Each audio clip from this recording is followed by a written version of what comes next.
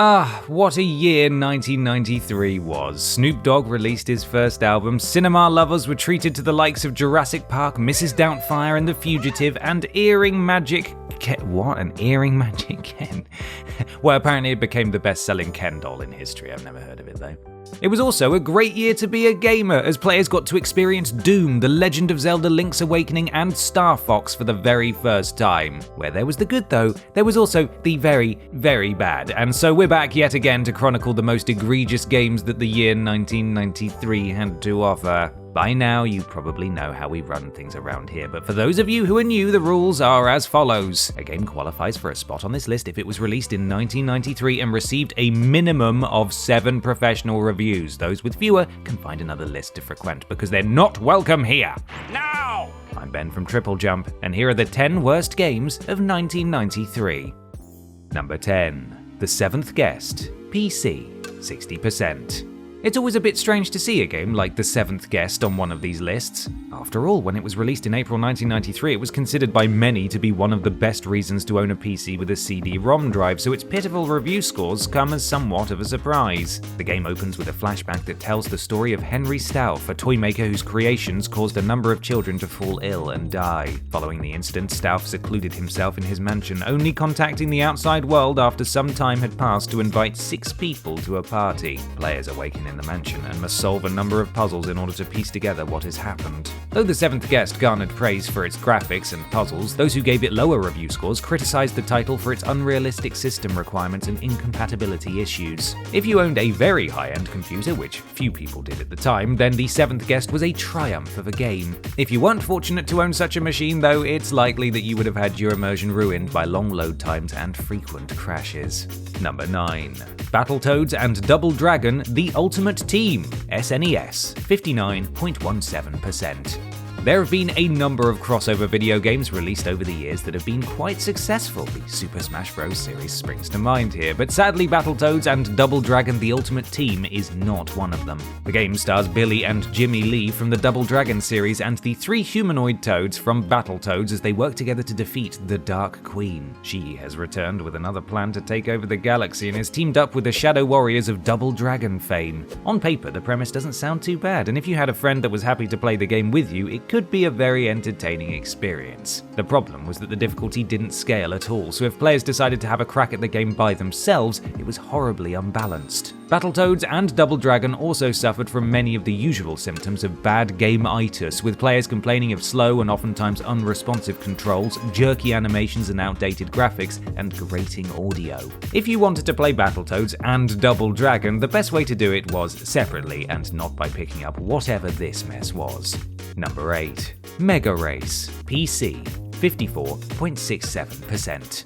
If you suffer from road rage, you'll know just how difficult it can be to not ram your car into that absolute knobbler that just cut you up. Thankfully, there are a number of brilliant video games out there that allow players to live out their wildest vehicular destruction fantasies, though unfortunately, Mega Race isn't one of them. The premise of the 1993 title is thus: the player is a contestant on a TV game show called Mega Race and must compete against speed gangs who they need to kill before the race is over. Most critics agreed that the game was presented quite nicely and had a lot of praise for the graphics and FMV segments. Regrettably, that was pretty much all that Mega Race had to offer. Players criticized the gameplay for being tedious, repetitive, and for failing to give them the sense of nail-biting action that the premise demanded. There was also little love for the controls, which many found to be needlessly complex for a game that boiled down to driving a car and shooting opponents. A couple of outlets in Germany even went as far as to say that it would have been more appropriate to call Mega Race Mega Cucumber. And whilst we don't 100% understand what they were getting at, we can't help but to agree. Number 7. Columns 3, Revenge of the Columns, Genesis, 51.5%. There are names out there that are inspiring just to hear. Take Ben as an example. It conjures images of a strong, intelligent, and downright handsome individual, doesn't it? No. Then take a name like Columns 3, Revenge of the Columns, a title that invokes memories of trying and failing to insert a table into a Word document.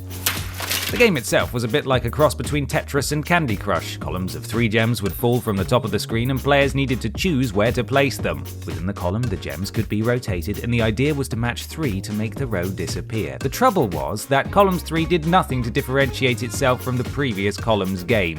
In terms of its gameplay, it functioned as a video game should. The controls worked, the graphics looked okay, and the sound wasn't half bad either. In fact, those who played it found that it was quite addictive, but it did nothing that its predecessors hadn't done already, so if you'd bought Columns 3 after playing Columns and Columns 2, you'd have probably felt a bit shortchanged. Are you sick of hearing the word columns yet? I know I am. Number 6. Family Dog, SNES, 50%.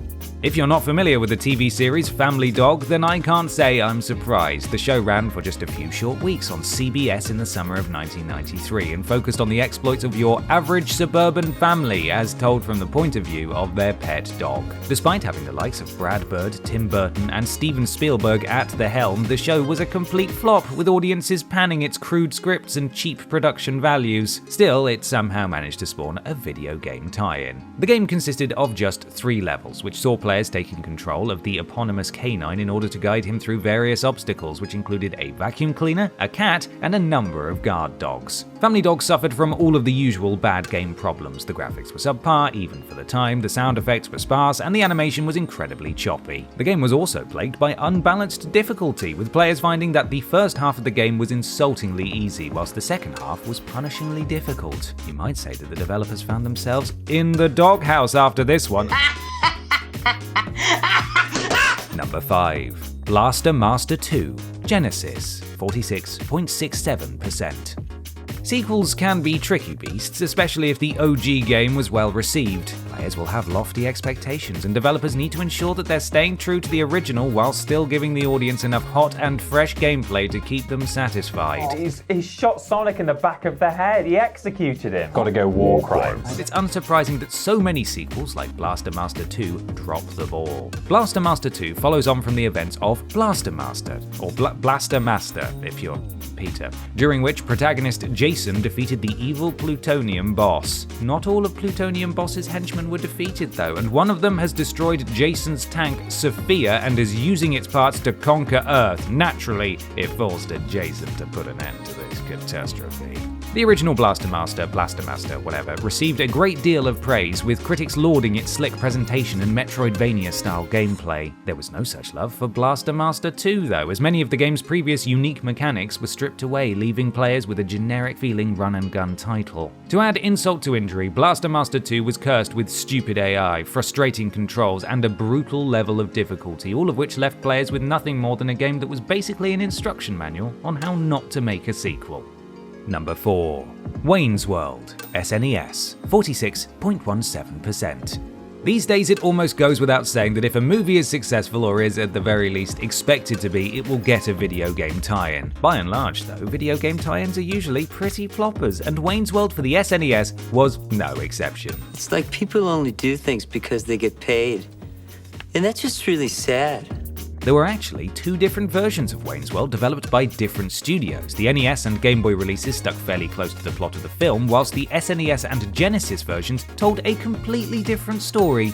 Although the NES game was derided for its simplicity, it was the SNES title that took the brunt of the criticism. Wayne's World for the SNES consisted of little more than jumping around and collecting items, which probably wouldn't have been so bad had it only made up part of the game, but that was all it had to offer. Critics also derided Wayne's World for its sound effects, which granted were lifted directly from the movie, but after hearing Wayne shout "Excellent" or "Sweet" for the 900th time, they start to get a bit grating. In short, Wayne's World the video game was nothing more than a lazy cash grab that aimed to milk a few extra bucks out of fans of the film. Maybe I'm wrong on this one, but for me, the beast doesn't include selling out. Number 3. Mario is Missing, SNES, 43.5%. Mario, what are you doing here? You're supposed to be one of the good ones! Indeed, even the mighty Mario isn't immune to bad game fever, as his 1993 SNES outing proved. Mario is Missing stars Luigi, who must travel around the world in order to gather artifacts as part of a quest to find Mario, who has been kidnapped by Bowser. Players visit a number of different destinations such as Cairo, Tokyo, and Paris, and must speak to the local people in order to figure out which city they've arrived in and where they're likely to find the treasures they're looking for. The thing that let Mario is Missing down was the fact that it was an edutainment game, and those who had been used to the series' exciting platformers found that the title was incredibly slow-paced and not all that engaging. In fairness to Mario is Missing, many critics did praise its educational aspects as well as its graphics, but warned experienced gamers that they'd be in for a pretty tedious time if they picked picked up a copy of the game. As a vehicle to teach kids geography, Mario is Missing was pretty good, but as a piece of entertainment, it was about as interesting as an afternoon spent helping Mario to trim his moustache. Number 2. Mortal Kombat.